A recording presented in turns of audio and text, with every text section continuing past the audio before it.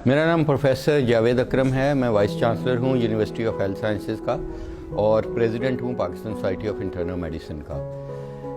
Corona या कोविड-19 जो 2019 के दिसंबर 11 को पहला केस रूनुमा हुआ मिस्टर ली की फॉर्म में वुहान में चाइना में, और उसके बाद ये होते होते पूरी दुनिया में फैल गया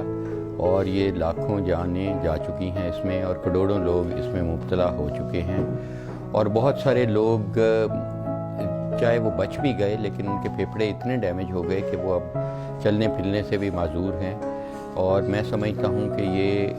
एक इंसानियत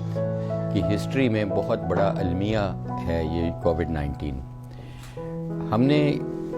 ये हमारा क्लिनिकल यानी कि अपना तजर्बा ये बता रहा था कि जो विटामिन डी है, जो एक फैट सॉल्युबल विटामिन है, इसको हम पहले ही जानते हैं कि इम्यून सिस्टम में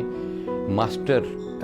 रोल प्ले करती है, की रोल जिसको हम कहते हैं, कलीदी किरदार इसका है हमारे इम्यून सिस्टम को मुवस्सर रखने में। और भी इसके कम से कम 150 से ज़्यादा फंक्शंस हैं, हड्डियों की नशो नुमा में, आपकी जल्द की नशो नुमा में, आपके क़ुव्वत मदाफ़त को बेहतर बनाने के लिए। लेकिन जो इम्यून सिस्टम का बैलेंस है उसमें इसका बहुत ज़्यादा रोल है। पाकिस्तान में ये देखा गया है तकरीबन 80% जो हम पाकिस्तानी हैं, ख़ासकर हमारी जो बहनें हैं, बेटियां हैं, माएँ हैं, उनमें विटामिन डी की सिग्निफिकेंट कमी पाई जाती है और उसकी वजह से क़ुव्वत मदाफ़त या इम्यून सिस्टम आपका मुवस्सर नहीं होता। और इसी चीज़ की हम 5 इस वक्त रिसर्च कर रही है यहाँ पे यूनिवर्सिटी ऑफ हेल्थ साइंसेज में, विटामिन डी की जो इफ़ेक्ट है कोविड-19 के इन्फेक्शन में। देखा गया है जिनका विटामिन डी कम है, एक तो उनको चांस ज़्यादा है कि वो कोरोना हो, उनको कोविड में मुब्तला होने का ज़्यादा है क्योंकि वायरस ज़्यादा अटैच होती है उनकी बॉडी के साथ। दूसरा देखा गया है कि अगर आपका विटामिन डी एक क्रिटिकल लेवल यानी 10 से कम है तो आपको ख़तरा तकरीबन 3 से 4 गुना बढ़ जाता है कि आप साइटोकाइन स्ट्रॉम या इसकी पेचीदगी में चले जाएंगे, या आपको शरह अमवात जो है, जो कि आम तौर पे 2 से 3% है, वो तकरीबन 13 से 14% हो जाती है। और उससे रिकवरी, आपका साइटोकाइन स्ट्रॉम या जो सीरियस कोविड इन्फेक्शन है उससे आपकी रिकवरी पे उतना ही ज़्यादा टाइम लगता है और वो भी नहीं कई लोगों में अनफॉर्चुनेटली हो पाती। इसलिए जनरली ये रिकमेंडेड है कि आप विटामिन डी चेक कराएं और अगर आपका विटामिन डी कम है, चाहे कोविड है या नहीं है, उसको आप रिप्लेस करें और लाइफ लॉन्ग रिप्लेस करें। ये भी परसेप्शन गलत है, मिस परसेप्शन है कि विटामिन डी के आप एक कैप्सूल खा लें और बाद में आप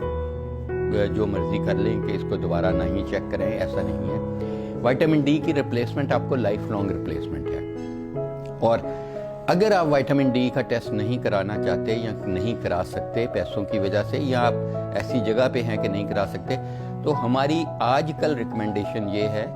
कि 10,000 यूनिट वाला जो विटामिन डी का कैप्सूल है वो आप वैसे ही लेते रहें, उसका नुकसान कोई नहीं। ज़ाहिर है 2 लाख यूनिट वाले कैप्सूल को आप हर 2 हफ्ते बाद लेना है, लेकिन आप छोटा 10,000 वाला जो कैप्सूल है वो, और अगर आपका जेल कैप है,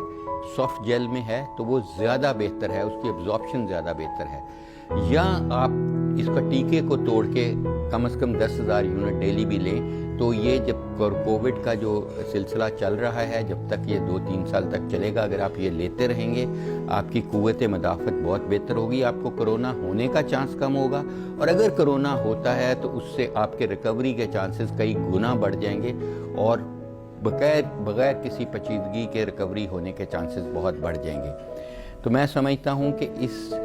छोटी सी इंटरवेंशन से खुद अपने फैमिली के लोगों को, मरीज़ों को और पब्लिक को एट लार्ज इसका भरपूर फ़ायदा हासिल करना चाहिए,